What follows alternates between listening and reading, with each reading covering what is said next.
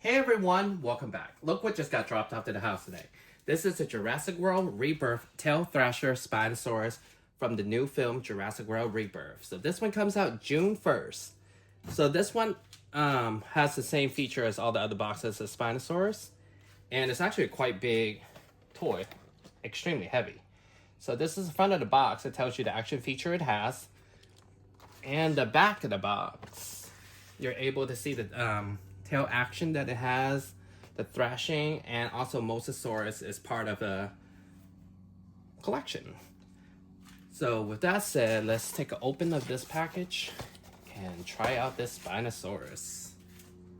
Okay, so first impression on this one, I actually really enjoy it. Kind of a little backstory of it. When I first seen the trailer for the new movie, I wasn't really too in on the design because it just looked radically different than the one we know from Jurassic Park 3. So when the photos got sent out on this particular toy online from Universal, I was still kind of being that I was not too happy with how thick the neck is and the all these extra points, because like the Giganotosaurus, I was worried that you couldn't really pose the toy because it would be kind of loose.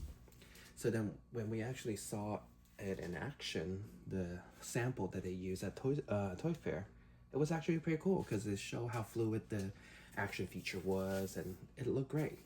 So now that I actually have it in hand, it's actually quite a heavy toy. Quite heavy. It's like almost like the D-Rex heavy. But first impression wise, I am happy for this one. I'm excited. It's a little two-tone, but I guess it's kind of two-tone in the film anyways. So let's take a look at this, all the details of it. So let's start off with the head. I really like that the head, it looks pretty faithful to the one we see in the film. It has a lot of details, like a lot of scales and things, like very crocodilian and almost baryonic-ish too.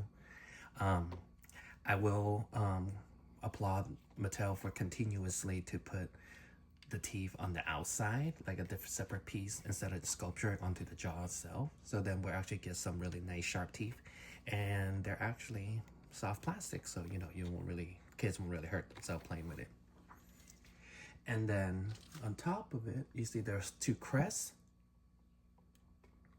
But like I said, it looks radically different than the Spinosaur that we know to love from Jurassic Park 3. So this one doesn't really have much articulation as far as the neck and the head because it's tied into the action feature that is in here. So your Spinosaur most likely will always have an open mouth on display, and then the neck can't go up or down. It just goes side to side with the action feature.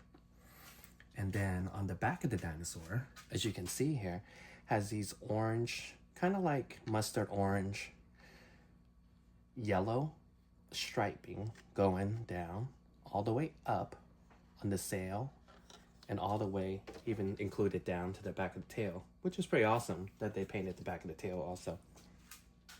So as we go higher on the sail definitely is way bigger than the ones we have before. And there's also like spikes at the end of it. Very different. And it's a different shaped sail than we have before. So, and then here we also have a lot of the rest of the body, crocodilian type of detail all the way down the legs. So the arms are articulated. They're separate joints. And then the bottom of the figure, the belly, and the neck has some cream color. And then this is a sound box. While the front claws on this one isn't painted, the toe claws, however, are painted. Kind of cool. And then, so the legs can move, so you can pose it two separate ways. I was kind of messing with it earlier. So this is the way that make it stand a little higher than it is. And the way it came in the package was this short. So that's how it looked like before that. It still makes a pretty good, powerful toy as far as how thick, and it still looks pretty crazy looking, very vicious. So compare it with a human figure with Darius here, you can see, kind of get a sense of how big this particular toy is. I think it's still I think it's probably the right size. But in the film, if you watch the trailer with the Mosasaurus definitely way bigger than this one. But I think the new one that's coming out is just about the same size. So maybe Mosasaur is a little undersized, and the colossal Mosasaur will make more sense size-wise with that.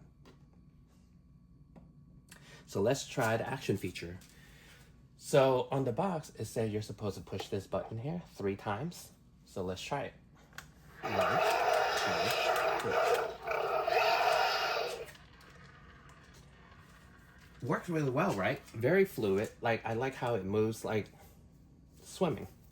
And then the head, like you saw how the jaw open and close, and they also have sounds. Pretty cool.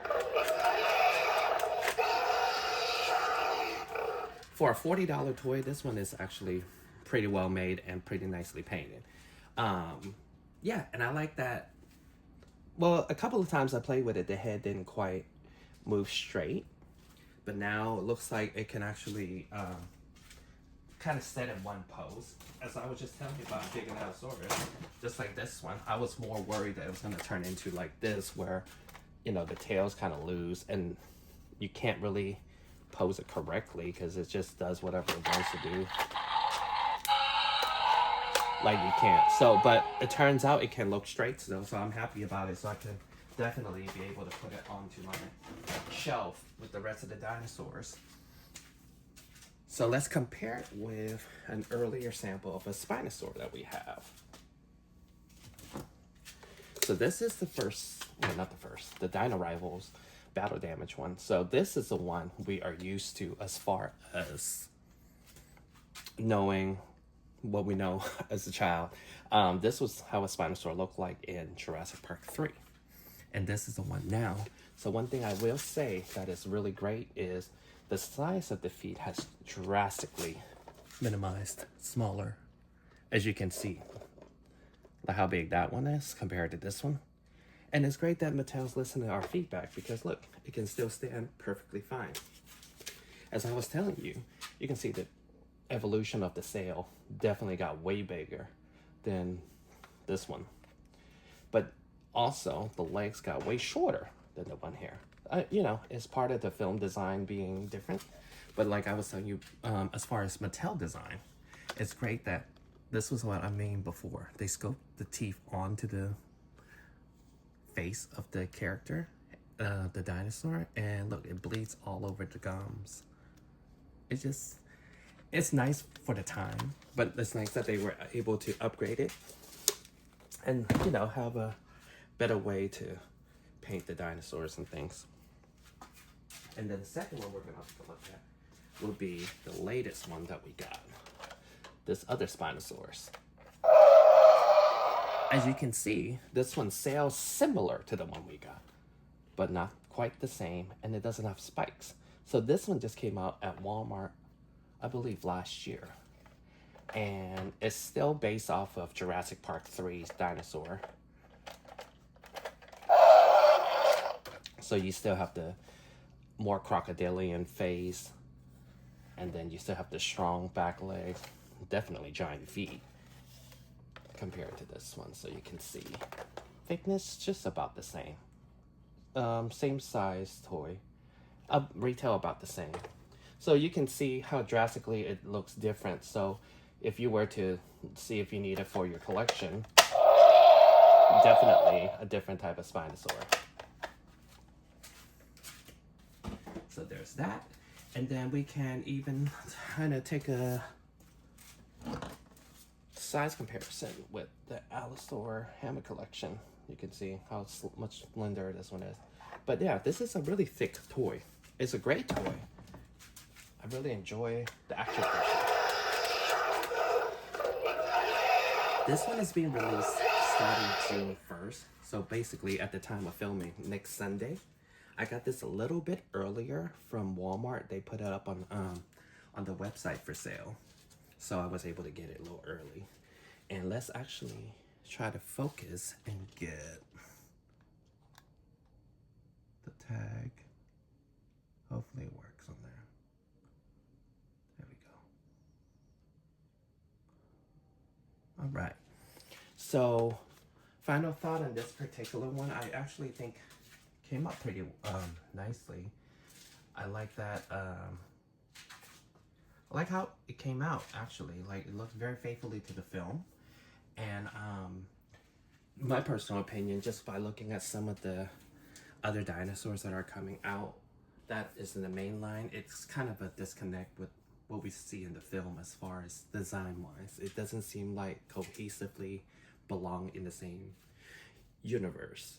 The stuff that they sculpture separately, I feel like, to wrap around the line was the Spinosaurus. I feel like the quads was the Titanosaurus, the Tyrannosaurus, and the D-Rex. Like, all those make more sense for the Rebirth. I mean, besides it appears in the film, it also just design-wise, it made more sense. It kind of, like, aesthetic-wise, it all makes sense. So this is a great toy, and I can't wait to see what it does in the film. And other than that, I can leave the link on the bottom of the description. I definitely have way more items coming up. I have a lot of stuff coming in as is, and I'm posting stuff every other day or so. So keep up with the channel. I'll see you guys next time. Please like and subscribe. Let me know if you're gonna pick this one up or what is your favorite Rebirth dinosaur so far. Thank you guys for watching, and I'll see you next time.